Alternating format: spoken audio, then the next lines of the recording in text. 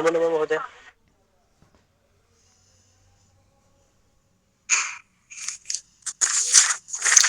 आज इस सप्तदिवसीय कार्यशाला के पंचम दिवस के प्रथम सत्र में आप सभी का मैं स्वागत करता हूं। हमारे आज के संसाधक ज्योतिषाचार्य डॉक्टर नवीन शर्मा जी हमारे साथ जुड़ चुके हैं। इस सत्र के आरंभ से पूर्व मैं इनका थोड़ा सा परिचय आपके सामने रख रहा हूं। डॉक्टर नवीन शर्मा जी मूल रूप से हिमाचल प्रदेश से हैं। इन्होंने केंद्रीय संस्कृत विश्वविद्यालय नई दिल्ली से शिक्षा शास्त्री, शिक्षा आचार्य, संपूर्णानंद संस्कृत विश्वविद्यालय वाराणसी से ज्योतिषाचार्य, केंद्रीय संस्कृत विश्वविद्यालय के लखनऊ परिसर से ज्योतिष में विद्यावारिधि यानी पीएचडी, केंद्रीय संस्कृत विश्वविद्यालय के बलाहर परिसर से शिक्षा मनोविज्ञान में विद्यावारिधि पीएचडी, यानी इन्होंने 2 विषयों में पीएचडी की है, ज्योतिष में और शिक्षा मनोविज्ञान में। इसके साथ साथ ये मंत्र साधना पीठ नई दिल्ली के निदेशक का दायित्व भी निर्वहन कर रहे हैं। वर्तमान में महर्षि वाल्मीकि संस्कृत विश्वविद्यालय कैथल में ज्योतिष विभाग के अंतर्गत सहायक आचार्य के रूप में कार्यरत हैं। इसके साथ साथ इसी विश्वविद्यालय में भारतीय ज्ञान परंपरा शोध एवं प्रशिक्षण केंद्र, जो कि महर्षि वाल्मीकि संस्कृत विश्वविद्यालय का एक केंद्र है, उसके संयोजक के रूप में भी ये दायित्व देख रहे हैं।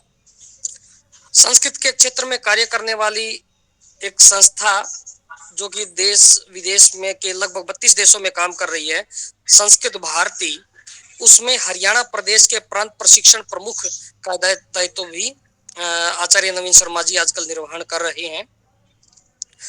मैं इसके अतिरिक्त शोध के क्षेत्र में भी इन्होंने अनेक राष्ट्रीय अंतर्राष्ट्रीय शोध गोष्ठियों में अपने शोध पत्र प्रस्तुत किए हैं एवं अनेक शोध पत्रों का ज्योतिष के क्षेत्र में लेखन भी किया है। ऐसे आज के संसाधक डॉक्टर नवीन शर्मा जी का मैं महाविद्यालय की तरफ से आप सभी प्रतिभागियों की तरफ से इस आभासीय मंच पर हार्दिक स्वागत करता हूं, अभिनंदन करता हूं। आज आचार्य जी के फलित ज्योतिष, जिसमें विशेषकर लघु पाराशरी और भाव प्रकाश, इन ग्रंथों पर आधारित 2 व्याख्यान रहेंगे। इन दोनों व्याख्यानों में ये फलित ज्योतिष से संबंधित और ग्रंथों से संबंधित जो चर्चा परिचर्चा हम सब की रहेगी। तो मैं आदरणीय आचार्य जी से निवेदन करता हूं कि वे इस आभासीय मंच के माध्यम से हमारे प्रतिभागियों को उद्बोधित करेंगे। जी धन्यवाद। धन्यवाद सुनील जी। तो अधिक समय न लेता हुआ मैं आज का जो हमारा यह विषय है फलित ज्योतिष से संबंधित लघु पाराशरी को प्रारंभ करता हूं। परमादरणीय माता मनसा देवी संस्कृत महाविद्यालय पंचकुला की प्राचार्य महोदय और इस राष्ट्रीय ज्योतिष कार्यशाला के संयोजक डॉक्टर सुनील जी एवं उनके सहकर्मी एवं इस आभासीय पटल के माध्यम से जुड़े हुए समस्त ज्योतिष के पिपासु ज्योतिषानुरागी जनों को प्रणाम करते हुए मैं इस विषय को प्रारंभ करता हूं। परासुः स यतस्तेन वसिष्ठः स्थापितो मुनिः गर्भस्थेन ततो लोके पराशर इति स्मृतः। ये महाभारत का एक श्लोक है जिसमें महर्षि पराशर के बारे में कुछ संकेत किया है कि उस बालक ने, महर्षि पराशर की बात है, कि उस बालक ने गर्भ में आकर के पराशु अथवा मरने की इच्छा वाले वशिष्ठ मुनि को पुनः जीवित रहने के लिए उत्साहित किया था। इसलिए वह लोक में पराशर के नाम से विख्यात हुआ। यह श्लोक महाभारत से लिया गया है। और महर्षि पराशर के बारे में अगर बात करें, क्योंकि हम महर्षि पराशर के द्वारा दिए गए फलित के सूत्रों को पढ़ने जा रहे हैं, उनको आत्मसात करने जा रहे हैं, तो सबसे पहले पराशर जी के बारे में जरूर थोड़ा बहुत हमें ज्ञान होना चाहिए। पराशृणाति पापानीति पराशरः, अर्थात जो दर्शन व स्मरण मात्र से ही समस्त पापों का नाश करते हैं वो महर्षि पराशर। वेदज्ञ, एक मंत्र दृष्टा ऋषि, शास्त्रवेता, ब्रह्मज्ञानी, स्मृति काल, वास्तुकला में निपुण, आयुर्वेद शास्त्र के ज्ञाता, नीति शास्त्र के ज्ञाता, एक ऐसी विभूति जिनका अथर्व वेद में भी ऋषि के रूप में वर्णन आता है। मंत्र दृष्टा भी ये महर्षि पराशर रहे हैं। और इनके पिताजी का नाम शक्ति मुनि और माताजी का नाम अद्यश्यंती। और इसके साथ ही इनके जो दादा पितामह वो वशिष्ठ मुनि हुए हैं, यानी कि वशिष्ठ मुनि के ये पौत्र हैं। और इनकी धर्मपत्नी का नाम मत्स्यगंधा सत्यवती है।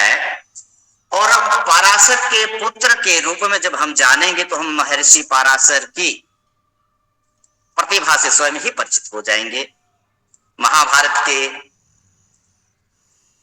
रचनाकार वेद व्यास महर्षि पराशर के ही सुपुत्र हैं। तो महर्षि वेद व्यास जिन्होंने महाभारत की रचना करी, उनके पराशर के पुत्र हैं। तो अब पराशर की जब हम बात करते हैं, उनकी कृतियों की बात करते हैं, इन्होंने जो रचनाएं करी, क्योंकि इनका स्थान ना केवल एक ऋषि के रूप में, क्योंकि मैंने आपको यह भी कहा कि अथर्व वेद के कुछ मंत्र हैं जहां पर महर्षि पराशर का ऋषि के रूप में वर्णन आता है, तो ये ना केवल ऋषि के रूप में ही यहां पर प्रसिद्धि को प्राप्त हैं, अपितु इनको साक्षात देवता देव भी कहा गया। हम इनकी कृतियों की तरफ चलें अगर, तो आयुर्वेद का मैंने जिक्र किया कि आयुर्वेद के ज्ञाता हैं। इन्होंने वृक्ष आयुर्वेद, वृक्षों की चिकित्सा कैसे करी जाती है, किसी वृक्ष विशेष में या फूल किसी पुष्प विशेष के पौधे में अगर फल नहीं आते तो उनके कैसे फल आए, कौन सा औषधि उन वृक्षों को दिया जाए, कैसे उनका ट्रीटमेंट किया जाए, इस तरह का वर्णन वृक्ष आयुर्वेद और कृषि पराशर जैसे शास्त्रों में इन्होंने करा है। पराशर गीता, पराशर स्मृति, और उसी श्रृंखला में बृहत पराशर होरा शास्त्र, जो कि ज्योतिष का एक प्रख्यात ग्रंथ है। और उसी बृहत पराशर होरा शास्त्र का किसी अज्ञात आचार्य ने लघु पराशर के रूप में भी प्रणयन किया। और जब बृहत पराशर की बात आती है तो, क्योंकि हम लघु पराशरी पर आ रहे हैं, ये जो बृहत पराशर है, बृहत पराशर होरा शास्त्र ज्योतिष का एक ऐसा ग्रंथ है जिस शास्त्र को उसके सिद्धांतों की प्रामाणिकता के आधार पर वेद की तरह आदर प्राप्त है। जैसे हम सभी वेदों का सम्मान करते हैं, आदर करते हैं, प्रमाण रूप में उनको मानते हैं, उसी प्रकार से ये बृहत पराशर होरा शास्त्र भी वेद की तरह आदर को प्राप्त करता है। होरा शास्त्र के प्रवर्तक महर्षि पराशर ने जिस ग्रंथ को रचा वो पाराशर या पाराशरी ग्रंथ कहलाया। अगर हम बात करें तो इस बृहत पाराशर होरा शास्त्र, जो कि बृहत हमारा ये ज्योतिष का ग्रंथ है, वेद की तरह सम्मान को प्राप्त है, तो अज्ञात नाम के आचार्य ने इस ग्रंथ को में से मूल सूत्रों को निकाल करके एक लघु ग्रंथ का लेखन करा, उन सूत्रों को निबद्ध किया और वही ग्रंथ लघु पाराशरी ग्रंथ कहलाया। इस लघु पाराशरी ग्रंथ में मध्य पाराशरी भी बीच में ऐड है, परंतु जो प्रारंभिक इसका भाग है उसमें कुल मिलाकर के 6 अध्याय हैं। इन 6 अध्यायों में पहला अध्याय संकल्पाध्याय, जिसमें 3 श्लोकों का वर्णन है। दूसरा अध्याय संज्ञाध्याय, जिसमें 10 श्लोक हैं, और तीसरा अध्याय योगाध्याय, जिसमें 9 श्लोक हैं। चतुर्थ अध्याय आयुर्दाय अध्याय, जिसमें 6 श्लोक निबद्ध हैं, और 5वां अध्याय दशा फलाध्याय, इसमें 8 श्लोक निबद्ध हैं, और अंतिम षष्ठ अध्याय मिश्र फलाध्याय, जिसमें 6 श्लोक निबद्ध हैं। कुल मिलाकर के इस लघु पाराशरी ग्रंथ में 42 श्लोक हैं। और जब हम बृहत पाराशर होरा शास्त्र की बात करते हैं तो उसमें सैकड़ों श्लोक हैं। तो एक ज्योतिष शास्त्र के मूलभूत सिद्धांतों को, सटीक सूत्रों को निकाल करके इस लघु पाराशरी ग्रंथ में रखा गया। और हमें एक विषय ज्ञान की दृष्टि से और हमें क्लियर होना चाहिए कि इसका दूसरा नाम उडुदाय प्रदीप, उडुदाय प्रदीप, यह भी इस लघु पाराशरी ग्रंथ का नाम है। आचार्यों का कहना है कि प्रारंभिक चरण में ये जो बृहत पाराशर होरा शास्त्र है, ये उडुदाय प्रदीप नाम से ही इसका नाम प्रचलित था। कालांतर में बृहत पाराशर होरा शास्त्र हुआ और उसके बाद लघु पाराशरी क्रम से अस्तित्व में आई, इसलिए उडुदाय प्रदीप इसका लघु पाराशरी का नाम ही है। उडु, उडु शब्द का अर्थ यहां पर आता है नक्षत्र का वाचक है, और दाय यहां पर दशा के अर्थ में ग्रहण किया गया है। तो उडुदाय अर्थात नक्षत्र दशा पर आधारित होरा शास्त्र का जो ग्रंथ है उसे उडुदाय प्रदीप कहा जाता है। जब हम लघु पाराशरी ग्रंथ में प्रवेश करते हैं, सबसे पहला श्लोक उसका पढ़ते हैं, तो पहले ही श्लोक में, क्योंकि ग्रंथ में हम प्रवेश करने जा रहे हैं एक भूमिका बांधते हुए, तो प्रथम श्लोक का उच्चारण बहुत आवश्यक है। पहले श्लोक में जब हम प्रवेश करते हैं तो हम विषय की गहनता की ओर जाते हैं, और क्या कहा है, क्या गूढ़ रहस्य वहां पर बताया गया है कि सिद्धांतमौपनिषदं शुद्धांतं परमेष्ठिनः श्रोणाधरं महकिंचित् वीणाधरम उपास्महे। बोला औपनिषदम, सिद्धांतम औपनिषदम, औपनिषदम, औपनिषदम इति उपनिषदे भवम, अर्थात वेद प्रतिपाद्यम सिद्धांतम। सिद्धांत होता क्या है? बोला वादी प्रतिवादिभ्याम निश्चितम, जो वादी प्रतिवादियों के द्वारा तर्क वितर्क के द्वारा कोई भी सिद्धांत निश्चित हो जाता है, प्रामाणिक रूप से इसको सिद्ध कर दिया जाता है, वो सिद्धांत बन जाता है। तो बोला उपनिषदों के वेद प्रतिपाद्य जो हमारे सिद्धांत हैं, वादी प्रतिवादी भे निश्चितम यस्य अस्तित्व, वह सिद्धांत है। तो बोला उपनिषद वेद प्रतिपाद्य और वादी प्रतिवादी जो निश्चित है उन परमेश छिना ब्रह्मण ब्रह्मा के जो जगत उत्पादक हैं, सृष्टा है, नियंता है, उन ब्रह्मा के स्त्री शुद्ध सत्व स्वरूप शुद्धांतम वीणाधरम वीणाम धरते या ताम सरस्वतीम शोणाधरम आरक्तम अधरोष्ठम यस्य अतिशय गौरवर्णम मह अनिर्वचनीय तेजम उपासमहे। उस अनिर्वचनीय तेज की हम उपासना करते हैं। तो पहले उपासना करते हुए यहां पर हम इस विषय में प्रवेश कर रहे हैं। फिर आगे क्या कहा गया इस लघु पराशरी में? आगे कह रहे हैं कि अज्ञात नाम के आचार्य कि वयम पाराशरीम होराम हंसित्य यथामति उडुदाय प्रदीपाख्यम कूर्मो दैव विदामुदे। बोला हम पाराशरी को होराम अनुसृत्य, जो होरा शास्त्र है, महर्षि पराशर के द्वारा रचा गया जो होरा शास्त्र है, उस होरा शास्त्र का अनुसरण करके यथामति अपनी बुद्धि के अनुसार, जैसी हमारी बुद्धि है उसके अनुसार उडुदाय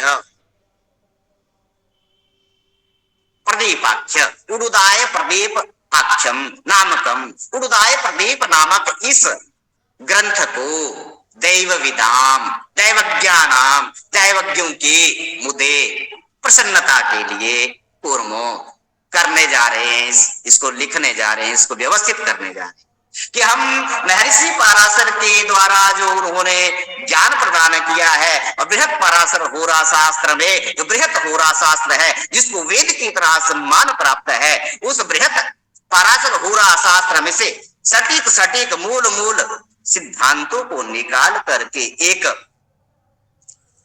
ग्रंथ में निबद्ध करने का जो प्रयास किया गया है, वही 42 श्लोकों में रचित यह लघु पराशरी ग्रंथ की हम रचना करने जा रहे हैं, उसको लिखने जा रहे हैं। और इस ग्रंथ में है क्या?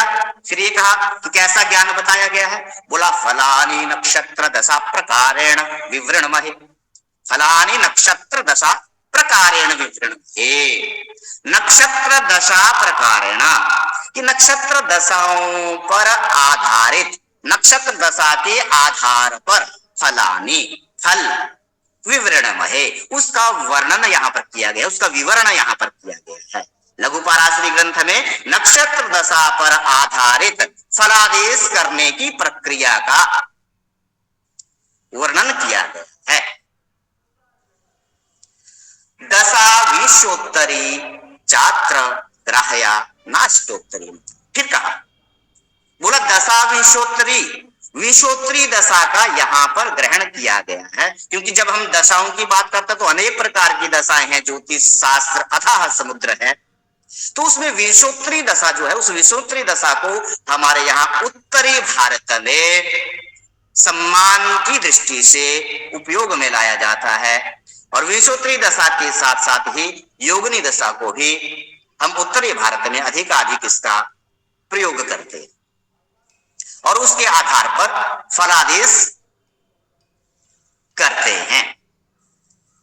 अब ये जो विशोत्तरी दशा है, ये विशोत्तरी दशा 5 प्रकार की कही गई है।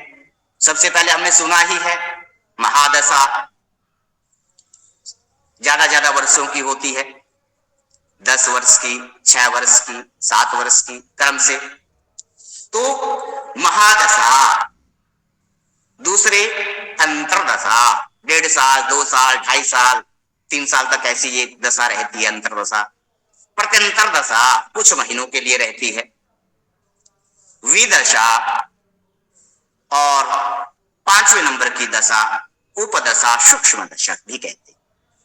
तो ये विशोत्तरी दशा 5 प्रकार की होती है। कृतिका नक्षत्र से जन्म नक्षत्र तक गिनने से जो संख्या होती है, उसमें जब 9 से भाग देते हैं हम, तो एक आदि शेष होने से क्रमशः सूर्य चंद्र मंगल आदि दशाएं आती हैं। इस विषय पे मैं नहीं जाऊंगा, क्योंकि भारतीय कुंडली विज्ञान और हम थोड़ा गणित में जब प्रवेश करते हैं तब हमें हमारे समक्ष ये सारे विषय आते हैं, ध्यात भवोग इत्यादि का वर्णन आता है। मैं लघु पाराश्री पर ही केंद्रित होता हुआ विषय को आगे बढ़ाता हूं। आगे पुनः कहा कि बुधैर भावादयः सर्वे ज्ञेयः सामान्य शास्त्रतः एतत् शास्त्रानुसारेण संज्ञां भूमो विशेषतः। पूरा बुधैः विद्वद्भिः विद्वानों के द्वारा,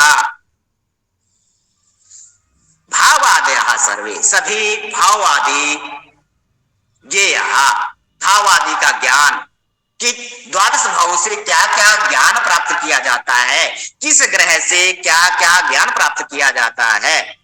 बोला बुधैर भावादयः विद्वानों के द्वारा सामान्य जो अन्य शास्त्र कहे गए हैं, लिखे गए हैं, रचना करी गई है, उन शास्त्रों से सामान्य ज्ञान को प्राप्त करते हुए ज्योतिष के बेसिक जैसे आ ई उ वर्णमाला हम पढ़ते हैं, 1 2 3 4 पढ़ते हैं, उसी प्रकार से बेसिक ज्ञान को अन्य शास्त्र से ज्ञान करते हुए, विचार करते हुए, पढ़ते हुए, अध्ययन करते हुए हमें इस शास्त्रानुसारेण, एतत् शास्त्रानुसारेण, इस शास्त्र के द्वारा अर्थात इस लघु पाराशरी शास्त्र के द्वारा संज्ञाम ब्रूमो विशेषतः, इस लघु पाराशरी ग्रंथ के द्वारा जो है हम मुख्य प्रामाणिक सिद्धांतों को इस लघु पाराशरी ग्रंथ में हम यहां पर बताने जा रहे हैं। ऐसा ये अज्ञात नाम के आचार्य, अज्ञात आचार्य जो है हमें बता रहे हैं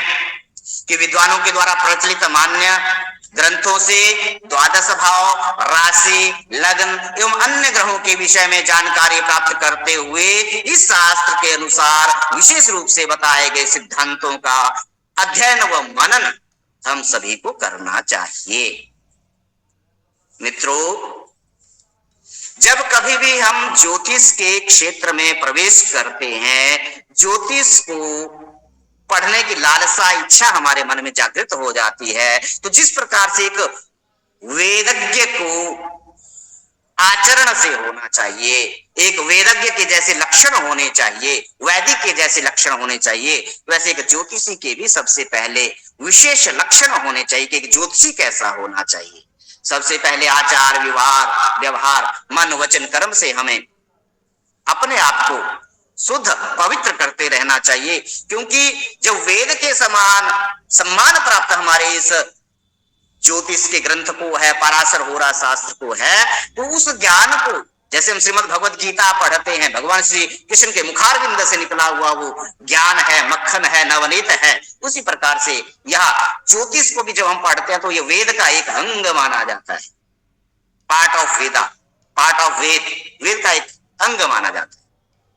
तो इस ज्योतिष में प्रवेश करने के लिए भी हम मन वचन और कर्म से अपने आप को पवित्र रखें और उसमें प्रवेश करें। अपना इहलोक परलोक भी हमारा सिद्ध होता है और साथ ही समाज का कल्याण भी होता है। तो आगे सबसे पहले सिद्धांत को बताने जा रहे हैं, जो सटीक और प्रामाणिक सिद्धांत है, जिनके आधार पर ज्योतिष में प्रवेश होता है, ज्योतिष में गति होती है। वो सिद्धांत पहला, दृष्टि, ग्रहों की दृष्टि कैसी कैसी होती है, किस ग्रह की दृष्टि। तो श्लोक में आगे कह दिया गया कि पश्यन्ति सप्तमं सर्वे शनि जीव कुजाः पुनः विशेषतश्च त्रिदश त्रिकोण चतुरष्टमान्। बोला पश्यन्ति सप्तमं सर्वे, सर्वे ग्रहाः, सभी ग्रह, सप्तमम सप्तम भाव को पश्यन्ति पूर्ण दृष्टि से देखते हैं कि सभी ग्रह सप्तम भाव को अपने स्थान से सप्तम स्थान को पूर्ण दृष्टि से देखते हैं। फिर बोला शनि जीव कुजः पुनः, और फिर कह रहे हैं कि शनि जीव बृहस्पति कुजः मंगल, कि इन ग्रहों की उस सप्तम दृष्टि के अलावा कुछ विशेष दृष्टियां भी होती हैं, जिसमें बड़ा विशेष दृष्टियां हैं। कौन कौन सी है? बोला शनि, शनि की त्रिदश, तृतीय और दशम स्थान पर विशेष दृष्टि होती है। जीव की, बृहस्पति की त्रिकोण, त्रिकोण स्थान होते हैं पंचम नवम, कि बृहस्पति के पंचम और नवम स्थान पर पूर्ण दृष्टि होती है। और चतुरष्टमान और कुज, कुज मंगल की चतुर्थ और अष्टम भाव पर पूर्ण दृष्टि होती, विशेष दृष्टि होती है। तो अब दृष्टि को हम क्यों ध्यान रखें? क्योंकि जब हम फलादेश में प्रवेश करना चाहते हैं, फलादेश करना चाहते हैं, कुंडली के प्रेडिक्शन करने में माहिर होना चाहते हैं, तो सूत्रों को दिमाग में बिठाना पड़ेगा और उनका कुंडली देखते हुए पालन करना पड़ेगा। क्योंकि जैसे हमारे ऊपर किसी की नजर रहती है, अच्छे अच्छे लोगों की नजर रहती है, गुरुजनों की नजर रहती है, विद्वानों की नजर रहती है, तो हम विशेष रूप से उन्नति प्राप्त करते हैं, प्रोग्रेस करते हैं। परंतु यदि क्रूर लोगों की दृष्टि हमारे ऊपर पड़ती है, वो हमारे पीछे लगे रहते हैं, तो हमारी अधोगति होती है, हमारा उद्धार नहीं हो पाता। उसी प्रकार जब हम कुंडली को भी देखते हैं, कुंडली में भी किस किस भाव को कौन कौन से ग्रह प्रभावित कर रहे हैं, कौन कौन विशेष दृष्टि से देख रहे हैं, कौन कौन से ग्रह पूर्ण दृष्टि से देख रहे हैं, तो वहां पर इस दृष्टि की भी बहुत ज्यादा आवश्यकता होती है कि इस तरह का ज्ञान, दृष्टि संबंधी ज्ञान भी हमें अच्छे से हो जाए। और उसके बाद सर्वे त्रिकोण नेतारो ग्रह, अगला एक और सिद्धांत बता रहे हैं, बहुत महत्वपूर्ण सिद्धांत, कि कौन ग्रह शुभ फल देते हैं, कौन ग्रह अशुभ फल देते हैं। तो पिछले सत्रों में हमारे जो पहले के आचार्यों ने भी कक्षाएं ली हैं आपकी, उसमें ये केंद्र, त्रिकोण और भाव आदि से संबंधित चर्चा हो चुकी है, जहां तक मुझे जानकारी है। इससे पहले जो कक्षाएं हो गई, तो उन विषयों का अधिक स्पर्श ना करते हुए, कुंडली में केंद्र और त्रिकोण स्थान होते हैं। केंद्र स्थान 1, 4, 7, 10, प्रथम, चतुर्थ, सप्तम और दसम स्थान केंद्र स्थान होते हैं। पंचम नवम स्थान त्रिकोण स्थान होते हैं। तो बोला सर्वे त्रिकोण नेतारो ग्रह शुभ फल प्रदा। बोलो सर्वे, सभे जो त्रिकोण नेतारा, त्रिकोण नेतारो, त्रिकोण के नेता, त्रिकोण के ईश, त्रिकोण के अधिपति, त्रिकोण के स्वामी, अर्थात पंचम भाव के स्वामी और नवम भाव के स्वामी।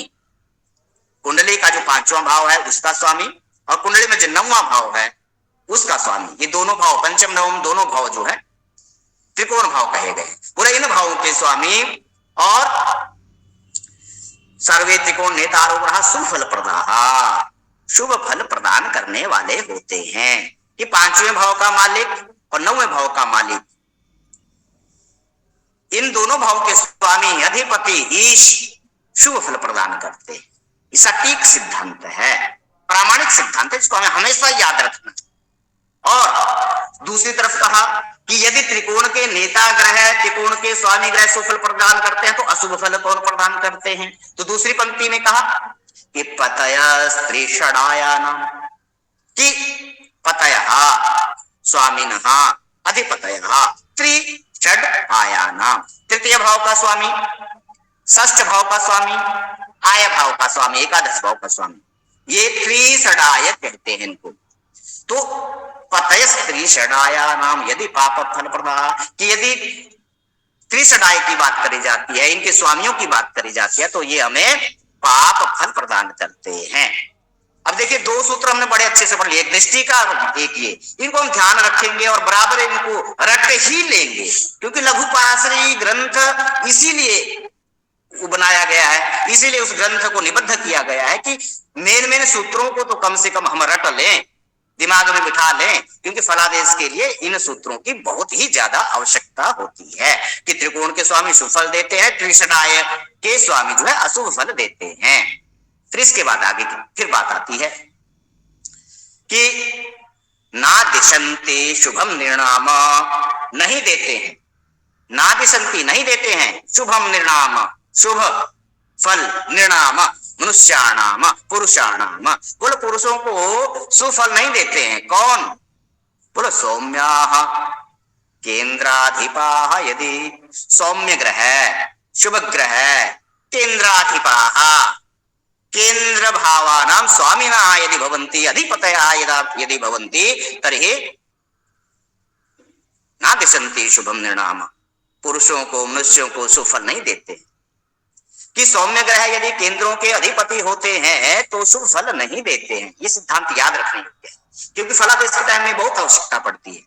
क्रूराश्चेत अशुभम हेते, बोला अगर केंद्रों के स्वामी क्रूर ग्रह होते हैं, केंद्रों में क्रूर ग्रहों की राशियां हैं, तो क्रूराश्चेत अशुभम हेते, क्रूर ग्रह यदि केंद्रों के मालिक बनते हैं तो अशुभ फल नहीं देते। शुभ ग्रह केंद्रों के मालिक होते हैं तो शुभ फल नहीं देते, अशुभ ग्रह केंद्रों के मालिक होते हैं तो अशुभ फल नहीं देते। आगे इसके बारे में स्पष्टता होगी आगे के सिद्धांतों में, आगे के सूत्रों में।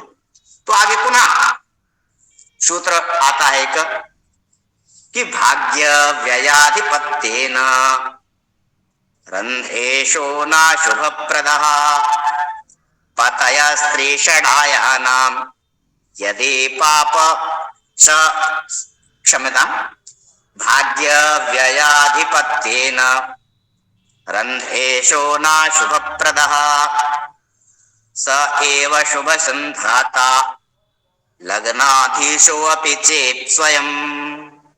बोला भाग्य व्यय, भाग्य का जो व्यय स्थान है, अब भाग्य स्थान कौन सा है कुंडली में? नवम भाव भाग्य भाव होता है, नवम स्थान भाग्य का स्थान होता है। बोला भाग्य व्ययाधिपत्येन, भाग्य और व्यय, भाग्य का जो व्यय स्थान है, व्यय अधिपति है, भाग्य स्थान का जो व्यय स्थान है उसका जो अधिपति है भाग्य व्ययाधिपत्येन, उसे हम अष्टमेश कहते हैं, रंध्रेश भी कहते हैं। छिद्र संज्ञा भी अष्टम स्थान की होती है, रंध्र संज्ञा, छिद्र संज्ञा, अर्थात इसके नाम है, आठवें भाव के नाम है। पूरे कुंडली में आठवां स्थान अशुभ स्थान, सबसे ज्यादा अशुभ स्थान माना जाता है। उसके फल, उसके मालिक के का जब समय आता है तो अशुभ फल हमें मिलते हैं। तो बोला भाग्य भाव का व्यय स्थान, उस व्यय स्थान का स्वामी होने से, भाग्य के व्यय स्थान का स्वामी होने से अष्टमेश शुभ फल नहीं देता, आठवें भाव का स्वामी शुभ फल नहीं देता। और ऐसे भी हम जानते ही हैं सामान्य जानकारी में कि आठवें भाव का मालिक अच्छा फल नहीं देता।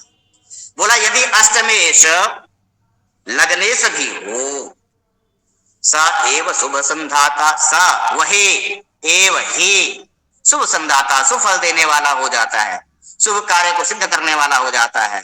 लग्नाधीशो अपि चेत स्वयं, यदि लग्न का मालिक भी हो जाता है। यानी कि जब हम कुंडली देखने लगते हैं और किसी की कुंडली में आठवें भाव के मालिक की दशा आ जाए, अंतर दशा आ जाए, तो हम अनिष्ट कहते हैं, अरिष्ट कहते हैं, उसको ये कहते हैं कि नहीं समय अच्छा नहीं है, अनुकूल नहीं है, इस भाव, इस अष्टमेश की दशा में, रंध्रेश की दशा में शुभ फल नहीं मिलता है, अशुभ फल मिलता है, सावधान रहने की आवश्यकता है। कोई भी धोखाधड़ी कर सकता है, किसी भी प्रकार की दुर्घटना, एक्सीडेंट, चोट चपेट, लड़ाई झगड़ा, मारपीट, कोर्ट कचहरी, कुछ भी हो सकता है, क्योंकि अष्टम भाव के मालिक की जब दशा और अंतर दशा आती है तो हमें शुभ फल नहीं मिलते।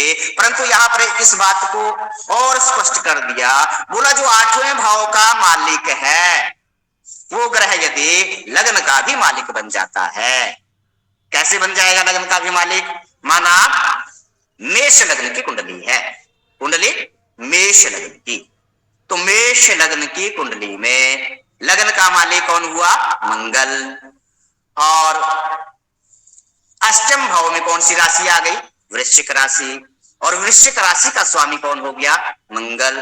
तो यहां पर अष्टम का मालिक मंगल हो गया और लग्न का मालिक भी मंगल हो गया। तो यहां अष्टमेश हो गया मंगल, तो मंगल तो अशुभ फल देगा, परंतु यहां पर जब वो लग्न का भी मालिक बन गया तो ऐसी स्थिति में जो अष्टम का मालिक है वो यदि लग्न का भी मालिक बन जाता है तो अष्टमेश का दोष नहीं लगता।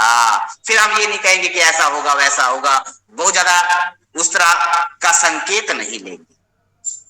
तो बोला भाग्य व्ययाधिपत्य रंध्रेशो ना शुभ प्रदाह स एव शुभ संधाता लग्नाधीशो अपनी चेत स्वयं, वो ही शुभ फल देने वाला हो जाता है यदि लग्न का मालिक भी बनता है। इसके बाद फिर हम आगे चलते हैं। आगे फिर कहा अग्रिम श्लोक में कुजस्य कर्म नेतृत्व प्रयुक्ता शुभकारिता त्रिकोणस्यापि नेतृत्वे न कर्मेशत्वमात्रतः। बोला कुजस्य निसर्गतः पापी ग्रह, कुज के केंद्राधिपति होने से सामान्य रूप से जो शुभ फल कहा गया है वह उसके त्रिकोणेश हुए बिना संभव नहीं है। अर्थात पाप ग्रह यदि केंद्राधिपति केंद्र त्रिकोणाधिपति दोनों हो तभी सुफल प्रदान करता है। और ध्यान से सुनने और समझने योग्य सिद्धांत है, सूत्र है। क्या बोला? कुज। कुज शब्द का अर्थ यहाँ पापी ग्रह से भी लिया गया है और कर्म शब्द का अर्थ यहाँ पर ना केवल दशम भाव अपितु कर्म शब्द से यहाँ पर अर्थ केंद्र ही ले लिया गया है। तो बोला कुज निसर्गतः पापी ग्रह के केंद्राधिपति होने से, केंद्र का मालिक होने से, केंद्र का स्वामी होने से सामान्य रूप से जो शुभ फल कहा गया है, क्योंकि हमने इससे पहले एक श्लोक में पढ़ा ना दिशंति शुभम निर्णाम सौम्य केंद्राधिपा यदि, दूसरी लाइन में क्रूराश्चेत अशुभ हेते कि क्रूर ग्रह यदि केंद्रों के मालिक होते हैं तो अशुभ फल नहीं देते। उसी का लिंक यहाँ पर आ रहा है फिर से बात को और स्पष्ट करने के लिए कि क्रूर ग्रह यदि केंद्रों के मालिक होते हैं तो जो शुभ फल कहा गया है वह उसके त्रिकोण का मालिक हुए बिना संभव नहीं है। पाप ग्रह यदि केंद्र और त्रिकोण दोनों का मालिक बनता है तभी शुभ फल देता है। अब इसको उदाहरणों से हम समझते हैं थोड़ा सा। कैसे? जैसे बोला कर्क लग्न की कुंडली जब बनती है, कर्क लग्न की कुंडली हम बना सकते हैं, क्योंकि मुझे सिर्फ बोलना ही नहीं है, जब हम उदाहरण भी मैं रखने जा रहा हूं साथ में, तो हमें थोड़ा, अगर हम कॉपी पेन लेके भी बैठे हों तो हमें थोड़ा उस लग्न की कुंडली फटाफट बना करके देख भी लेना चाहिए। जैसे कर्क लग्न की कुंडली में, कर्क लग्न की कुंडली हम बनाए तो उसमें देखते हैं हम कि पंचमेश और दशमेश, पंचमेश और दशमेश मंगल होता है। पंचम भाव में मीन राशि, दशम भाव में, सॉरी, कर्क लग्न की कुंडली में पंचम भाव में मीन राशि और दशम भाव में, कर्क लग्न में मंगल जो है हमारा वो पंचमेश और दशमेश, पंचम में वृश्चिक, बिल्कुल, दशम में मेष, पंचम में वृश्चिक और दशम में मेष। तो ऐसी स्थिति में जब कर्क लग्न की कुंडली हमारी बन रही है, कर्क लग्न की कुंडली में मंगल हमारा पंचमेश और दशमेश दोनों होता है। और इसी प्रकार से जब पंचमेश और दशमेश हमारा वो मंगल बन गया, पंचमेश त्रिकोणेश हो गया, दशमेश केंद्रेश हो गया, तो केंद्र और त्रिकोण का मालिक बन गया, तो ऐसा ग्रह जो है राजयोगकारी हो जाता है, शुभ फल देने वाला हो जाता है। और इसी प्रकार से सिंह लग्न की कुंडली जब हम बनाते हैं, सिंह लग्न की कुंडली जब हम बनाते हैं तो सिंह लग्न की कुंडली में चतुर्थेश और नवमेश होकर यही मंगल जो है वो राजयोग कारक हो जाता है। इसी प्रकार से अन्य क्रूर ग्रहों की बात भी अगर हम करें, पापी ग्रहों की बात करें, शनि ग्रह वृष लग्न की कुंडली, वृष लग्न की कुंडली जब हम बनाते हैं, वृष लग्न की कुंडली में नवमेश और दशमेश हमारा यह शनि बन जाता है। मकर और कुंभ राशियां नवम दशम भाव में आ जाती हैं, तो शनि केंद्र का मालिक भी बन जाता है, त्रिकोण का मालिक भी बन जाता है। ऐसी स्थिति में वो शनि जो है वो राजयोगकारी फल देने वाला हो जाता है, सुफल देने वाला हो जाता है। तुला लग्न की कुंडली में चतुर्थेश और पंचमेश हो जाता है, तो यहां पर विपरीत पापी केंद्रेश होने के साथ यदि वो त्रिषणाएश हो, अब है बात ध्यान देने योग्य, केंद्र त्रिकोण का अधिपति यदि क्रूर ग्रह बनता है तो सुफल देने वाला हो जाता है, परंतु यदि वही क्रूर ग्रह त्रिषडाय का स्वामी भी बन जाता है। केंद्रेश तो है ही, केंद्रेश के साथ साथ त्रि तृतीय भाव का मालिक, षड छठे भाव का मालिक और आय भाव का मालिक भी बन जाता है, तो अशुभकारिता में वृद्धि होगी, तब वो उस तरह का शुभ फल नहीं देगा। मेष लग्न में शनि दशमेश और एकादशेश होता है। जब मेष लग्न की कुंडली हम बना दें तो वहां पर हम देखते हैं कि 10वें भाव का मालिक शनि हो जाता है और एकादश भाव का मालिक भी शनि हो जाता है। तो जब वो त्रिषडाय आय भाव का मालिक भी बन गया, दशमेश तो है, केंद्र का मालिक तो है, तो ऐसी स्थिति में बोला कि जब ऐसी स्थिति उत्पन्न होती है कि वो त्रिषडाय का मालिक भी बन जाता है, तो वो शुभ फल नहीं देता। और इसके बाद हम थोड़ा सा और आगे चलते हैं। ये जो सूत्र है, इनको हम जब प्रायोगिक कुंडली बना बना करके देखते हैं तो वो सिद्धांत हमारे दिमाग में बहुत अच्छे से बैठ जाते हैं, क्योंकि यह कक्षा विशेष रूप से भारत से जुड़े हुए ज्योतिष के अनुरागी, जो कि सामान्य ज्योतिष में प्रवेश कर रहे हैं या प्रारंभिक ज्योतिष की यह कक्षा है, इसलिए प्रौढ़ ज्योतिष बहुत अंदर अंदर की बातों में अभी नहीं जाएंगे। मेन लघु पराशरी पर ही फोकस करते हुए विशेष सिद्धांतों को ही प्रस्तुत करने का प्रयास करेंगे। आगे सिद्धांत पर राहु केतु के बारे में। सर त्रिषडाय में कौन से हाउस आते हैं? 3 तृतीय षष्ठ, जो हमारा त्रिषडाय तृतीय षड छठा आय, आय अर्थात एकादश भाव, आय भाव है ना, लाभ स्थान, त्रिषड आय, ये तीनों भाव की बातें यहाँ पर। तो आगे सर सूर्य और चंद्र को भी अष्टमेश होने का दोष तो नहीं लगता ना? जैसे ये आगे आएगा, वो श्लोक आएगा अभी आगे। ठीक है सर, ओके। हाँ, श्लोक अभी आगे आ रहा है, सिद्धांत भी आगे आएगा। इसके बाद राहु केतु के बारे में विचार करते हैं। राहु केतु के बारे में कहा कि यद्यद भावगतौ वापि यद्येद भावेश संयुतौ तत्तत् फलानि प्रबलौ प्रदेशेताम तमो ग्रहो। बोले जो राहु और केतु हैं, ये इनको तम ग्रह की संज्ञा मिली हुई है। इन ग्रहों की अपनी कोई राशि नहीं होती, फिर भी कुछ एक आचार्यों ने इनकी कोई कोई राशि स्वीकार करिए, हम उस विषय पर अभी नहीं जाएंगे, परंतु इनकी अपनी कोई स्वतंत्र राशि नहीं है, जैसे सभी ग्रहों की राशि।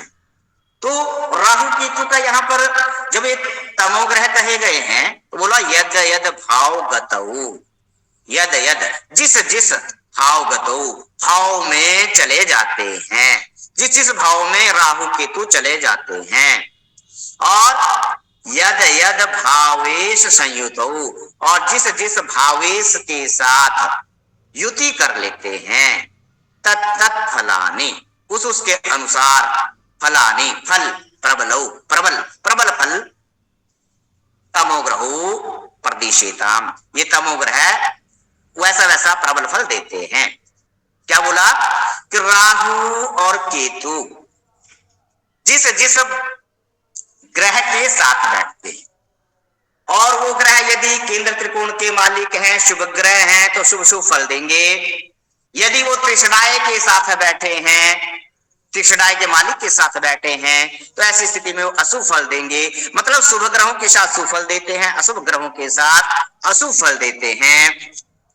राहु केतु जिस भाव में, जिस भावेश के साथ होकर स्थित हों, उनके फलों को देते हैं। अब आप ये समझिए कि राजयोगकारी ग्रह के साथ राहु केतु बैठ गए तो राजयोगकारी फल देंगे।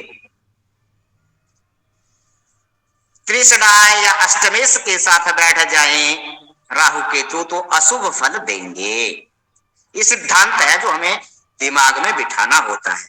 अभी हम लघु पराशरी के अनुसार जितना पढ़ने जा रहे हैं, पढ़ रहे हैं, चिंतन मनन चर्चा आदि कर रहे हैं, ये सिर्फ एक एक सूत्र को दिमाग में बिठाने का काम कर रहे हैं, हम अभी फलादेश नहीं कर रहे। आप सभी मित्रों को ये जरूर बताना चाहूंगा कि जब भी हम फलादेश करते हैं या करने का प्रयास करते हैं, तो किसी एक सूत्र को लेकर के फलादेश नहीं होता। फलादेश करने के लिए हमारे दिमाग में अनेकों सूत्र होने चाहिए। कौन सा ग्रह उच्च ग्रह के साथ बैठा है, नीच ग्रह के साथ बैठा है, मित्र के साथ बैठा है, शत्रु के साथ बैठा है, केंद्रों में बैठा है, त्रिकोण में बैठा है, या त्रिक में बैठा है, या त्रिसडाय में बैठा है, शुभ स्थान पे बैठा है या अशुभ स्थान पे बैठा है, किन क्रूर ग्रहों की दृष्टि है या शुभ ग्रहों की दृष्टि है, इतने इतने सूत्रों को ध्यान में रखते हुए फलादेश करना पड़ता है। ऐसा नहीं कि एक सूत्र में ऐसा कह दिया तो ऐसा ही होगा, वो एक पक्ष है कि ऐसा होता है। परंतु जहां पर उन सारे सूत्रों की अधिकता, ये वो फलादेश अपने आप ही, जिसको ज्योतिष का ज्ञान होता है, अपने आप उसके मुख से वो शब्दावली निकलने लगती है। तो हम एक एक सूत्र को दिमाग में बिठाने का प्रयास यहां पर करें। और राहु केतु की जो हमने बात करी, इसके बाद आगे फिर से बहुत सुंदर श्लोक कहा है, केंद्र और त्रिकोण की अद्वितीय महिमा है फलादेश के समय, क्योंकि ये शुभ भाव होते हैं, इनके मालिक भी बहुत सुफल देते हैं, जैसे हमने पहले भी अध्ययन करा। तो बोला केंद्र त्रिकोण पतयः संबंधेन परस्परम। बोला केंद्र त्रिकोण, केंद्र के मालिक, केंद्र स्थान है 1 4 7 10, प्रथम भाव, चतुर्थ भाव, सप्तम भाव, दसम। बोले चतुर्थ भाव के स्वामी और पंचम नवम, पंचमेश और नवमेश। बोला केंद्र त्रिकोण, इनके स्वामी संबंधेन परस्परम, जब आपस में संबंध बनाते हैं, केंद्रों के स्वामी या त्रिकोणों के स्वामी जब आपस में संबंध बनाते हैं तो विशेष फल देते हैं। तो कैसे? बोला केंद्र और त्रिकोण के स्वामियों का परस्पर संबंध होने से विशेष रूप से शुभ फल कहा गया है। वही वे यदि केंद्र और त्रिकोण के स्वामी यदि त्रिषडाय से संबंध करें तो मिश्रित फल देते हैं, तो मिला जुला फल देते हैं। अब देखो मिला जुला की बात भी आ गई। बहुत बार जब हम लोग भी फलादेश करते हैं ना, काफी सिद्धांत ज्यादा से ज्यादा घटित हो जाते हैं, अनेक सूत्र घटित हो जाते हैं एक ही चीज को देखते हुए, तो हम सटीकता के साथ कह जाते हैं अरे भाई होगा ही होगा, तुम्हारा मैक्सिमम होगा, तुम पूरा प्रयास करो, पूरी मेहनत करो, तुम्हारा होगा ही होगा, ऐसे कह पाते हैं। और कई बार ऐसा लगता है कि 50-50 जब सिद्धांत हमारे घटित होते हैं तब थोड़ा सा उसी आवाज में, उसी लैंग्वेज में सामने वाले को बताया जाता है, सामने वाले को फलादेश किया जाता है। और यदि बहुत वीक पोजीशन हो, सिद्धांत घटित ना हो रहे हो, नेगेटिव सिद्धांत घटित हो रहे हो, नेगेटिविटी ज्यादा फील हो रही हो, तो शब्दावली भी उसी भाव से होती है और उपायों को बताते हुए पॉजिटिव तरीके से। एक ज्योतिषी कभी भी किसी को डराता नहीं। अगर हम ज्योतिष में प्रवेश कर रहे हैं, ज्योतिष को समझना चाह रहे हैं, एक ज्योतिषी कभी भी किसी को डराता नहीं है योगों के माध्यम से, अपितु उसकी जो वाणी होती है, जो लैंग्वेज होती है, बहुत संतुलित होती है, बहुत बैलेंस होके बात करता है।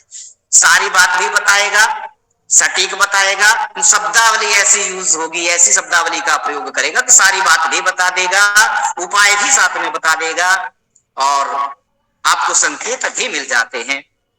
और एक मजे की बात और, कभी भी कोई भी ज्योतिषी किसी का भाग्य नहीं बताता।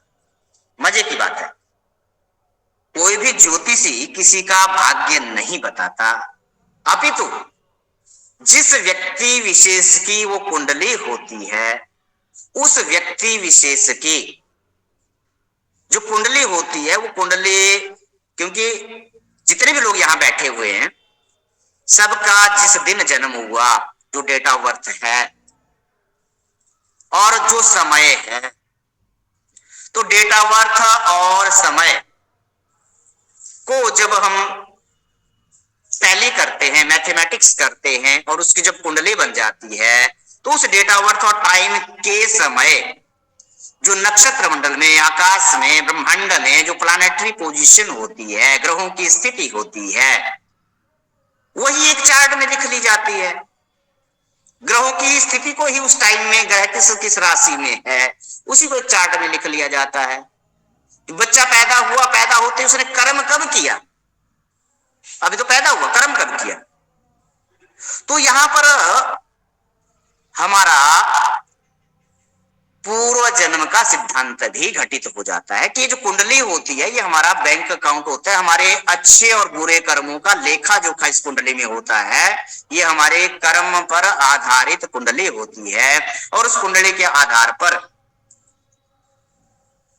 जो भी हमें आइडियाज लगते हैं, पूर्वानुमान लगते हैं, वो सटीक सटीक घटित होते हैं। यहां पर आश्चर्य हो जाता है कि ऐसा कैसे हो सकता है कि कुंडली को देखने मात्र से। तो ये जो कुंडली होती है हमारा बैंक अकाउंट होता है और हमारे ही कर्मों के आधार पर कुंडली बनी होती है। हम उसी टाइम पैदा होंगे, ग्रह उसी स्थिति में आएंगे जैसे जैसे हमने कर्म किए और हमें फिर भुगतना है। कुछ कर्मों का फल हमें तुरंत मिल जाता है। अभी आपने बंदूक उठाई, तुरंत किसी को गोली मार दी। चाकू उठाया, तुरंत किसी को मार धाड़ कर दी। तुरंत पुलिस आएगी, पकड़ के ले जाएगी, आपको आपके कर्म का फल मिल जाएगा। मृत्युदंड हो सकता है, आजीवन कारावास हो सकता है, तुरंत फल मिल जाएगा। और बहुत सारे कर्म ऐसे होते हैं कि हम चोरी छुपे करते हैं, कमरे में बंद होके करते हैं, किसी को पता नहीं लग रहा है, परंतु हम ये सिर्फ सोचते हैं, ऐसा नहीं है। चोरी छुपे किए गए कर्म का भी फल 100% मिलता है। 1% भी बिना कर्म के किसी के साथ अच्छा नहीं होता। 1% भी बिना कर्म के किसी के साथ भी बुरा नहीं होता, अशुभ नहीं होता। हम चोरी छुपे जरूर करते हैं, परंतु कर्म का लेखा जोखा एक तरफ लिख लिया गया, उसको विधाता, ललाट पट्टे लिखिता विधात्रा, जो विधाता ने ललाट के पट पे लिख दिया और हमारे ही कर्म के आधार पे लिख दिया, वो घटित होगा ही होगा। बस लोगों को दिखता है, बोलते हैं, प्रश्न भी करते हैं हम लोगों से, चर्चा में आते हैं विषय कि नहीं गुरुजी ऐसी बात नहीं है, हम तो ऐसा देखते हैं कि लोग तो खूब उल्टे सुल्टे काम करते हैं, वो तो मजे की लाइफ जी रहे हैं, गाड़ियां बंगले खूब एंजॉय करते हैं। परंतु मित्रों ऐसा नहीं। हमें आपने सुना होगा ना कि दिखता कुछ और है और होता कुछ और है, वास्तविकता कुछ और होती है। हर चेहरे के ऊपर एक नया चेहरा होता है, वास्तविकता कुछ और होती है और दिखता कुछ और होता है। हम खुद देख लें, हम खुद अपने आप को कैसा कैसा दिखाने का प्रयास करते हैं समाज में, और हमारी वास्तविकता सभी वास्तविक रूप से जानते हैं अपनी अपनी वास्तविकता। तो कहने का मतलब है कि हमने जो कर दिया, चाहे अच्छा कर्म किया 100% अच्छा कर्म मिलेगा, बेशक विलंब से मिलेगा, और जो बुरा कर्म कर दिया 100% बुरा फल मिलेगा। अपवाद रूप में जो हमें दिखता है कि नहीं वो तो ऐसे कर रहा है, उल्टे सुल्टे काम करता है, और दूसरी तरफ दिखता है अरे वो तो बड़े अच्छे कर्म करता है, सज्जन है, महात्मा है, बहुत बढ़िया बढ़िया कर्म करता है, उसके साथ बेचारे के साथ बहुत बुरा हो रहा है, सज्जन है। परंतु ऐसा नहीं है, अपवाद रूप में दिखता है ना, क्योंकि हमने बहुत नजदीक से ये प्रायोगिक और प्रैक्टिकल लाइफ में देखा है कि जहां हमें दिखता है कि एक ही घर में 4-4, 5-5 गाड़ियां हैं, बंगले हैं, जब नजदीक से देखा, उनके साथ काउंसलिंग होती है, डिस्कशन होता है, तो ये देखते हैं कि जितना हमें दिखता है उतना वो अंदर से खोखले है। क्योंकि कर्म के द्वारा अगर हमने नंबर 2 के तरीके से गाड़ी बंगले खूब बना लिए, इसका मतलब नहीं ये नहीं है कि हम सुखी रहेंगे और बड़े आनंद से रहेंगे। उन सोफे के गद्दों पर भी, एसी के रूम में भी हमें नींद नहीं आती, जब गलत काम तरीके से हम पैसा कमाए रहते हैं और गलत तरीके से हमने वो प्रॉपर्टी और गाड़ी बंगले खरीदे होते हैं। और दूसरी तरफ, क्योंकि ये बात मैं इसलिए बताना चाह रहा हूं क्योंकि ज्योतिष कर्म को बताने वाला शास्त्र है, कर्म के सिद्धांत को सटीकता से कहने वाला शास्त्र है। हम भाग्य बताते हैं, भाग्यशाली, भाग्यवादी शास्त्र नहीं है ज्योतिष। ज्योतिष कर्मवादी शास्त्र है कि तुमने क्या कर्म किया है, तुम्हारे साथ निकट भविष्य में ये होने वाला है, ऐसे आइडियाज लगते हैं। तो मैं बात कर रहा था संबंधों की कि केंद्र और त्रिकोण के, क्योंकि लघु पराशरी पढ़ना एक तरफ है, और ज्योतिष को अंदर से जानना, स्पर्श करना, और हमारी जिज्ञासा पिपासा और बढ़े, ये हमारा मुख्य उद्देश्य है। लघु पराशरी आप पढ़ लेंगे, श्लोक लिखा है, हिंदी भी लिखी है, संस्कृत व्याख्या भी लिखी है, परंतु जब इस मर्म को समझ पाएंगे तो बहुत ही आनंद के साथ इस ज्योतिष को पढ़ पाएंगे, आत्मसात कर पाएंगे। अपना कल्याण, परिवार का कल्याण, संबंधियों का कल्याण और समाज का कल्याण हम कर पाएंगे। केंद्र त्रिकोण पतया संबंधे न परस्परम, की केंद्र और त्रिकोण के जो स्वामी हैं वो परस्पर जब संबंध बना लेते हैं तो विशेष फल देने वाले हो जाते हैं। वहीं यदि ये केंद्र और त्रिकोण के स्वामी त्रिषडाई के साथ संबंध बना लेते हैं, अशुभ भाव के स्वामियों के साथ संबंध बना लेते हैं, तो मिश्रित फल देते हैं, मिला जुला फल देते हैं। इसलिए फलादेश के समय मिला जुला फल भी कई बार कहा जाता है कि ऐसा भी हो सकता है, ऐसा होने की भी संभावना है। कई बार हम संभावनाएं ज्यादा व्यक्त कर देते हैं जब मिश्रित फल की बात होती है। तो ये संबंध, केंद्र त्रिकोण के संबंध की क्या बात है, कैसे हम कुंडली देख के पता लगाएंगे कि केंद्र और त्रिकोण का संबंध बन रहा है? तो बोले संबंध 4 प्रकार के होते हैं। बोले कौन कौन से 4 प्रकार के संबंध होते हैं? बोला स्थान संबंध। ये स्थान संबंध क्या होता है? बोला जिन योग कारक ग्रहों में संबंध देखना हो वे दोनों ग्रह परस्पर एक दूसरे के घर में हो। आप पता लगा कि 9वें भाव का स्वामी 10वें भाव में बैठ गया और 10वें भाव का स्वामी 9वें भाव में बैठ गया, एक दूसरे के घर में हो, अर्थात पहला दूसरे के घर में और दूसरा पहले के घर में हो तो स्थान संबंध हो जाता है। जैसे मेष या वृश्चिक राशि में सूर्य और सिंह राशि का मंगल स्थित हो तो सूर्य और मंगल का परस्पर स्थान संबंध होता है। इसी प्रकार दृष्टि संबंध, एक दूसरे को जब देखने की बात होती है, अभी हमने पढ़ा थोड़ी देर पहले, पश्यन्ति सप्तमम सर्वे, दृष्टि संबंध, एक दूसरे को आमने सामने देखते हैं, एक दूसरे के 7वें में जब ग्रह होते हैं तो दृष्टि संबंध हो जाता है। तो बोला 2 ग्रह परस्पर एक दूसरे को देखते हो तो ये दृष्टि संबंध कहलाता है। तीसरे स्थान पर स्थान दृष्टि संबंध, एक दूसरे के स्थान में हो और दूसरा उसको देखता हो तो ऐसा भी साधर्म्य का संबंध होता है।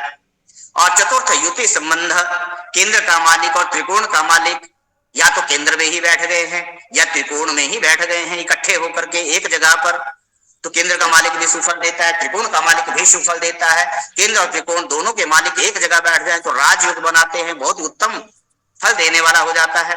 और इसी प्रकार से आगे फिर से बहुत सुंदर तरीके से राजयोग की तरफ प्रवेश कर रहे हैं धीरे धीरे। बोला केंद्र त्रिकोण नेतारो दोष युक्तावपि स्वयं संबंध मात्रा बलिनो भवेताम योग कारको। बोला केंद्रेश व त्रिकोणेश, दोनों केंद्र का मालिक और त्रिकोण का मालिक दोनों अथवा दोनों में से एक अपने किसी दोष से युक्त हो। अब दोष क्या हो सकता है? अब ये भी हो सकता है कि कोई केंद्र का मालिक नीच का हो या त्रिकोण का मालिक नीच का हो, या ये भी हो सकता है कि केंद्र का मालिक अस्त हो या त्रिकोण का मालिक अस्त हो। तो बोला केंद्रेश और त्रिकोणेश दोनों अथवा दोनों में से एक अपने किसी दोष से युक्त हो। तो ये दोष कहा मैंने, यो कमजोर होगा, नीच का होगा, अस्त होगा, ऐसी ऐसी स्थिति में दोष युक्त हो जाएगा, तो भी केवल परस्पर संबंध होने से बलवान होते हैं और योग कारक होते हैं। बोला केंद्रेश शुभ ग्रह हो तो स्वयं दोषी होता है, पहले पढ़ा हमने भी, ना दिशंते शुभम निर्णाम सौम्या केंद्राधिपा, यदि सौम्य ग्रह शुभ ग्रह यदि केंद्रों के अधिपति होते हैं, वही बात यहां पर दोबारा कह रहे हैं इस श्लोक में कि केंद्रीय शुभ ग्रह हो तो स्वयं दोषी होता है और नीच अस्त आदि होना भी उनके दोष हैं। अब हमें पता है कि उच्च का ग्रह 100% फल देता है और नीच का ग्रह 0% फल देता है, मतलब फल ही नहीं देता। नीच का ग्रह वीक हो जाता है, बहुत कमजोर हो जाता है। और कई बार जब नीच भंग राजयोग बनते हैं, वो अगली बातें हैं, अगले सूत्रों में जब हम अग्रिम ग्रंथों को पढ़ते हैं वहां पर वो नीच भंग राजयोगों की बात करते हैं। यहाँ पर सिर्फ इतना सा कि उच्च का ग्रह 100% फल देता है, मूल त्रिकोण का ग्रह 75% फल देता है अपनी राशि में बैठा हुआ ग्रह 50% फल देता है। मित्र राशि का बैठा हुआ ग्रह, मित्र राशि में बैठा हुआ ग्रह 25% फल देता है। और शत्रु राशि में बैठा हुआ ग्रह 12.5% फल देता है। ऐसे क्रम से यहां पर वर्णन किया गया है। और नीच में बैठा हुआ ग्रह 0% फल देता है। तो बोला केंद्रेश शुभ ग्रह हो तो स्वयं दोषी होता है, जो हमने पहले भी पढ़ा, ना दिशंते शुभम निर्नाम सौम्या शुभ ग्रह केंद्राधिपा यदि, वही बात यहां कि केंद्रीय शुभ ग्रह हो तो स्वयं दोषी हो जाता है। फिर इसके बाद हम बात करेंगे साक्षात राजयोग की ही। त्रिकोणाधिपयोर मध्य, बोला त्रिकोणों के स्वामियों के बीच में यदि परस्पर संबंध हो, त्रिकोण के स्वामी, त्रिकोण पंचम और नवम, पंचम का स्वामी और नवम का स्वामी आमने सामने बैठे हो, एक दूसरे से सप्तम में बैठे, तो यदि त्रिकोणेश का बलि दशमेश से संबंध हो, अब 4 केंद्र हैं हमारे और 2 त्रिकोण प्रधान रूप से जो हैं, इनका यहां पर हम प्रधान रूप से किसी त्रिकोणेश का बलि दशमेश से संबंध हो, बोला बलिना केंद्रनाथस्य भवेत यदि योग कृता त्रिकोणाधिपयोर मध्य, त्रिकोण का बलि दशमेश से संबंध हो अथवा किसी केंद्रेश का नवमेश से संबंध हो तो उत्तम योग होता है। उच्च स्वगृह अपने घर का मूल त्रिकोण और अपने वर्ग में जो योग कारक हो तो भी उत्तम योग होता है। सर ये दोबारा से बताओगे एक बार? जैसे इस श्लोक को जब हम देख रहे हैं, श्लोक को पढ़ेंगे ध्यान से, त्रिकोणाधिपयोर मध्य, त्रिकोण अधिपः, त्रिकोण का जो स्वामी है, यहाँ पे त्रिकोणाधिपयोर मध्य, त्रिकोण 2 स्थान है हमारे प्रधान रूप से, पंचम और नवम, ठीक है। त्रिकोणाधिपयो मध्य संबंधो येन किंचित, कि दोनों त्रिकोणों के बीच में किसी भी प्रकार का संबंध हो जाए। जो 4 प्रकार के संबंध हमने पढ़े, कौन कौन से 4 प्रकार के संबंध पढ़े? स्थान संबंध, दृष्टि संबंध, स्थान दृष्टि संबंध और युति संबंध। ये 4 प्रकार के संबंधों में से कोई किसी भी प्रकार का संबंध, चाहे इकट्ठे बैठ गए हों, चाहे आमने सामने बैठे हों, चाहे एक दूसरे की राशि में बैठे हों, एक दूसरे के घर में बैठे हों, तो ऐसी स्थिति में बलिनः केंद्रनाथस्य, और बलि केंद्रनाथस्य, केंद्र का जो स्वामी है। अब यहाँ पर दशमेश, क्योंकि जब केंद्रों की बात आती है तो दशम स्थान, केंद्रों में दशम स्थान सबसे ज्यादा, सबसे स्ट्रॉन्ग केंद्र माना जाता है, इसलिए यहाँ पर दशम स्थान का वर्णन किया है। केंद्र से दशम स्थान ही यहाँ पर लिया गया है कि बलिनः केंद्रनाथस्य, कि दशमेश के साथ त्रिकोणेश का संबंध हो तो विशेष रूप से राजयोग होता है। बोला या तो परस्पर दोनों केंद्रों का आपस में संबंध हो, या किसी भी त्रिकोणेश का दशमेश के साथ संबंध बन जाए तो ऐसी स्थिति में राजयोग होता है, ऐसा यहाँ पर कहने का तात्पर्य है। और फिर से एक भाग्य योग के बारे में फिर से कहा है कि केंद्र त्रिकोणाधिपयोरेकत्वे योग कारकौ, केंद्र त्रिकोणाधिपयो एकत्वे, कि केंद्र और त्रिकोण के का अधिपति एक ही ग्रह बनता हो। केंद्र और त्रिकोण का अधिपति एक ही ग्रह कैसे बनेगा, ये हम कुंडली के माध्यम से भी अभी साथ साथ ही चर्चा करेंगे। एक बार पहले अर्थ देख लीजिए। केंद्र त्रिकोणाधिपयो रेकत्वे योग कारकौ, बोला केंद्र और त्रिकोण स्थान के स्वामी यदि एक ही हों तो योग कारक होते हैं। इसमें यदि दूसरे त्रिकोण के स्वामी के साथ भी संबंध हो तो इसमें उत्तम अन्य कोई भाग्यकारी योग नहीं है। केंद्र और त्रिकोण के स्थान के स्वामी यदि एक ही हों, अब एक ही कैसे होंगे? यदि एक ही ग्रह, यदि केंद्र स्थानों में से किसी एक का और साथ ही त्रिकोणों में से किसी एक स्थान का स्वामी हो तो योग कारक माना जाता है। क्या? 4 केंद्र हैं और 2 त्रिकोण भाव है पंचम नवम। तो जो केंद्र का मालिक भी बनता हो वो यदि त्रिकोण का मालिक भी बनता हो तो ऐसी स्थिति में वो ग्रह राजयोगकारी माना जाता है, शुभ फल प्रदान करने वाला होता है, उत्तम से उत्तम फल देने वाला होता है। इस सिद्धांत के अनुसार, इस सूत्र के अनुसार द्वादश लग्नों पर विचार करने से स्पष्ट होता है, जब हम कर्क लग्न की कुंडली बनाते हैं तो कर्क लग्न की कुंडली में, कर्क लग्न की कुंडली बनाए एक बार, कर्क लग्न में रख दीजिए कर्क राशि, तो हम देखेंगे कि मंगल जो है वहां पर दसम भाव का मालिक भी बन जाता है और मंगल वहां पर पंचम भाव का मालिक भी बन जाता है। पंचम और नवम का सॉरी दसम और पंचम का स्वामी यहां पर मंगल बन जाता है। तो केंद्र त्रिकोण का एक ही ग्रह स्वामी हो गया। तो ऐसी स्थिति में ऐसा ग्रह राजयोगकारी फल प्रदान करता है।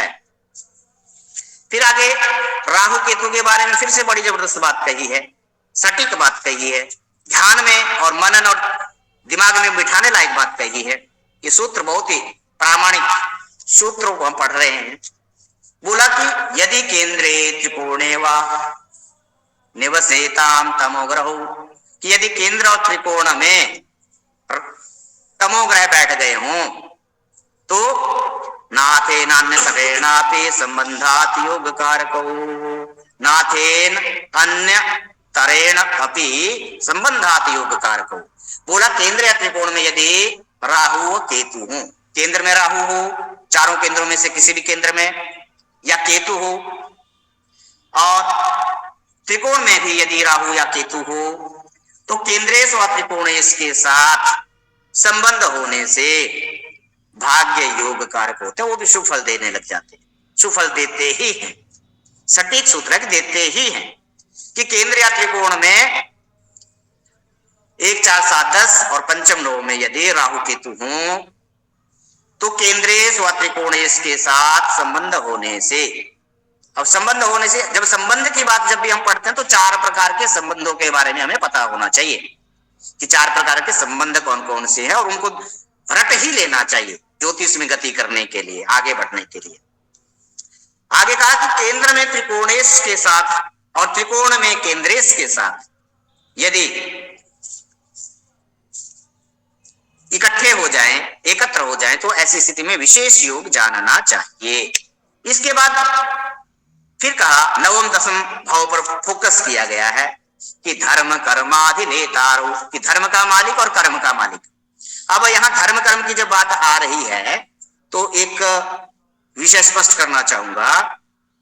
बहुत सारे लोगों की कुंडलियां होती है कि उनमें भाग्य स्ट्रांग होता है। अब भाग्य स्ट्रांग होगा, मजबूत होगा, कैसे पता लगेगा? बोला भाग्य का मालिक केंद्र या त्रिकोण में उच्च का बैठ गया तो 100% फल देगा कि नहीं, कि भाग्य महाभाग्यशाली होगा। या भाग्य का मालिक भाग्य स्थान में ही बैठ गया, ये भी सूत्र आते हैं, वो भी महाभाग्यशाली होता है। और दूसरी तरफ, एक तरफ तो भाग्य वाली बन गई कुंडली, दूसरी तरफ पता लगा कि उसी व्यक्ति का जिसका भाग्य स्ट्रांग है, उसी व्यक्ति का जब दसम स्थान देखते हैं, कर्म स्थान देखते हैं, दसम भाव, तो दसम भाव का मालिक कमजोर दिखता है, शत्रु के साथ दिखता है। तो ये दिखता है कि उसका कर्म स्थान हार्डवर्क ज्यादा करने वाला नहीं होगा, परंतु भाग्य इतना स्ट्रॉन्ग कुंडली दिखाती है कि वो थोड़ा सा भी मेहनत करता है, उसका बहुत अच्छे अच्छे रिजल्ट मिल जाते हैं। तो यहाँ पर जो हम अपवाद देखते हैं ना कि जो अच्छा करता है उसके साथ बुरा हो रहा है, जो बुरा करता है उसके साथ अच्छा हो रहा है, कम देखने को मिलता है ऐसा अपवाद रूप में। और वो भी सत्यता नहीं होती, अंदर से जब हम जाते हैं तो बड़े खोखले होते हैं, बड़े परेशान होते हैं, नींद भी नहीं आती उन मखमली गद्दों पर, उनको उन गाड़ियों में और बंगलों में रहते हुए भी, और एक झोपड़ी में रहते हुए भी हमें बहुत अच्छे अच्छे रिजल्ट मिल जाते हैं, प्रगाढ़ निद्रा आती है। तो कहने का मतलब है कि जब कर्म और भाग्य की बात आती है, कई लोगों का भाग्य बड़ा कमजोर होता है या बहुत स्ट्रांग नहीं होता, और जब कर्म को देखते हैं हम दसम भाव को उनकी कुंडली में, तो दसम भाव का मालिक उच्च का बैठा है, मूल त्रिकोण का बैठा है, अपने मित्र के साथ बैठा है, बहुत अच्छी अच्छी पोजीशन में केंद्र और त्रिकोण में राजयोग बनाए हुए है। तो ऐसा व्यक्ति बहुत हार्ड वर्क करता है, बहुत हार्ड वर्क करता है। उसके बावजूद भी उसको उसके अकॉर्डिंग जितना वो हार्ड वर्क करता है उसके अकॉर्डिंग रिजल्ट नहीं मिलते। तो इस चीज को जिनको कहना होता है, लोग तो समाज में कई कुछ कहते हैं, परंतु जब हमें सत्यता नजर आती है और हम खुद पढ़ते हैं और उसको प्रायोगिक करते हैं, प्रैक्टिकल लाइफ में उनको फॉलो करते हैं, तो हमें दिखता है कि यार ज्योतिष तो इतना जबरदस्त है। जो महर्षि पराशर ग्रंथ में जो सूत्र और सिद्धांत दिए हैं, प्रामाणिकता जिसमें सटीक सटीक घटित होती है, तो और वेद शास्त्र की तरह सम्मान प्राप्त है, इस ऐसे नहीं है।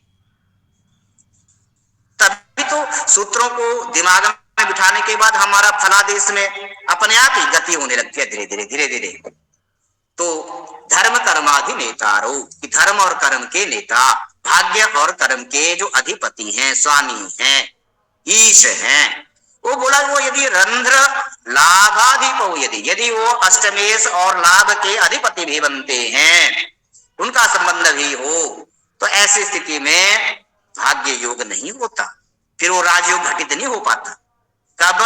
बोला नवमेश, नवम भाव का स्वामी, दशमेश, दसम भाव का स्वामी, अर्थात केंद्र त्रिकोण के संबंध में यदि अष्टमेश और लाभेश का संबंध हो जाए, आठवें भाव का मालिक वहां पर चारों प्रकार के संबंधों में से भी किसी भी प्रकार का संबंध बन जाए,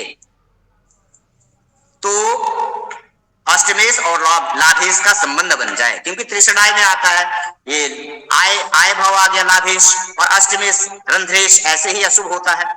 तो अष्टमेश और लाभेश का संबंध हो तो भाग्य योग नहीं होता, अर्थात वो राजयोग जो है हमारा वो भंग हो जाता है, जब अष्टमेश और लाभेश का अगर संबंध बन जाता है ऐसी स्थिति में।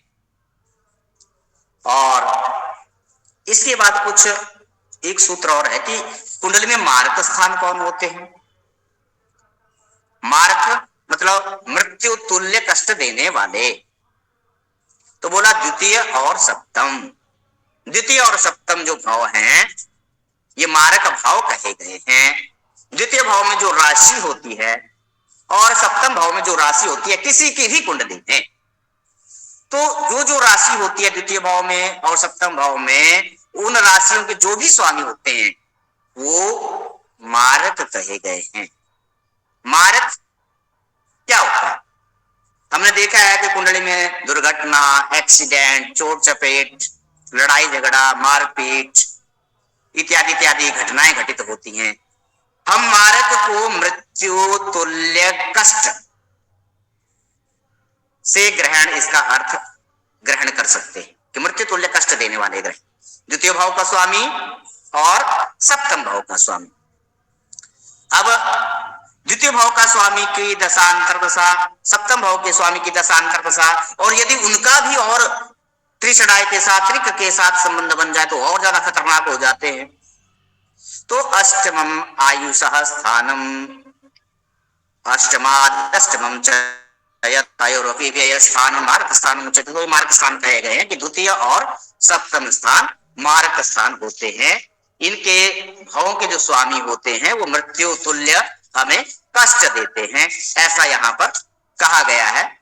और मार्ग से संबंधित एक और महत्वपूर्ण सूत्र महर्षि पाराशर ने लघु पराशरी में दिया है कि मारकैहि सह संबंधात्, कि मारक ग्रहों के साथ द्वितीय के स्वामी और सप्तम के स्वामी के साथ संबंधात, संबंध से, कौन? पाप कृत शनि। ये जो शनि है, बोला पाप करने वाला जो शनि है वह मारक ग्रहों के साथ संबंध करने से सब मार्गों को लांघ कर अपने आप ही मार्ग हो जाता है।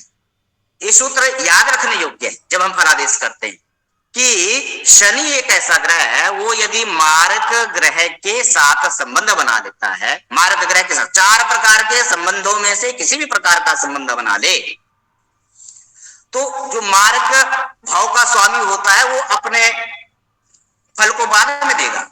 इस शनि ही उसके मार्कत्व को ग्रहण करके खुद ही मार्क बन जाता है।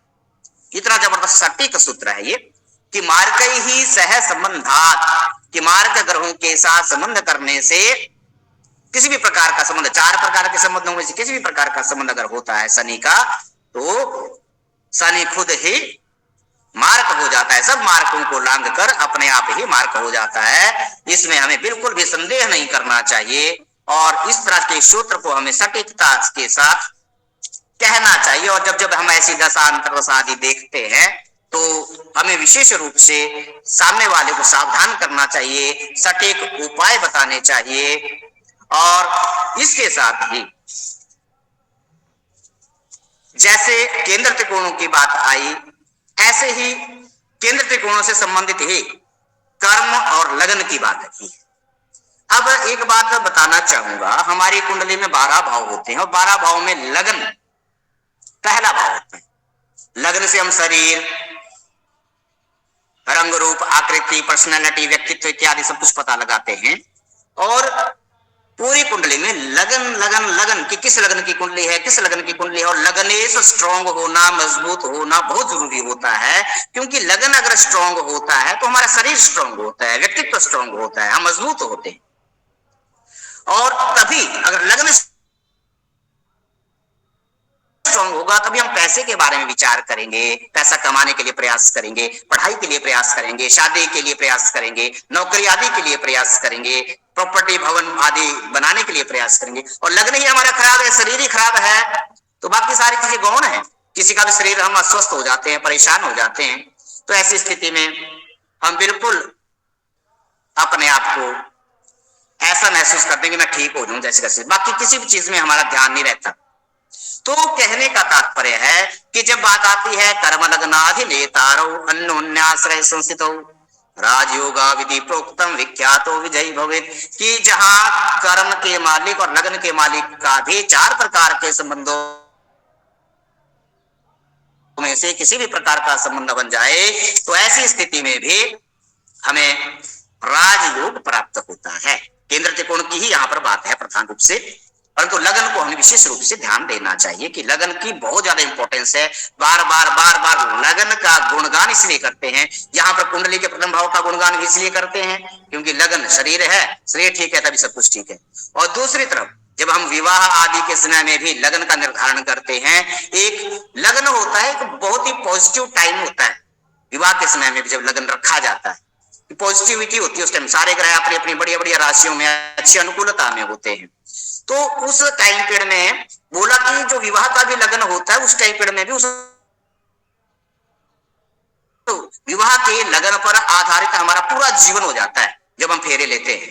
तो इसलिए जो भी समय निश्चित कर दिया जाता है पंचांग के आधार पर कि इतने बजे के लगन है, इतने बजे के फेरे हैं, तो उसी टाइम पे करने से हमारा पूरा भविष्य वैवाहिक जीवन उस लगन पर टिका होता है। लगन इतनी सटीक चीज है।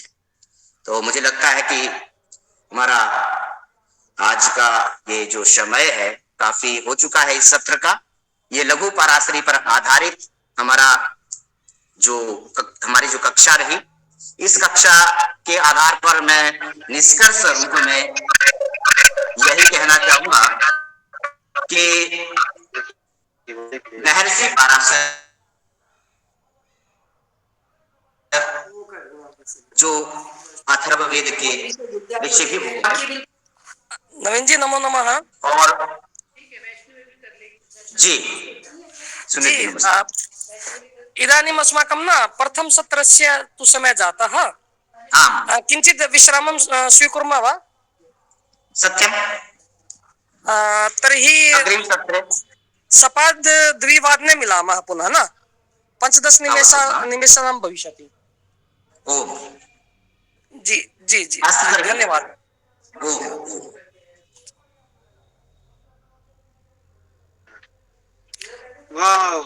2:15 बजे से हमारी अग्रिम कक्षा रहेगी, तब तक आप म्यूट करके रखें।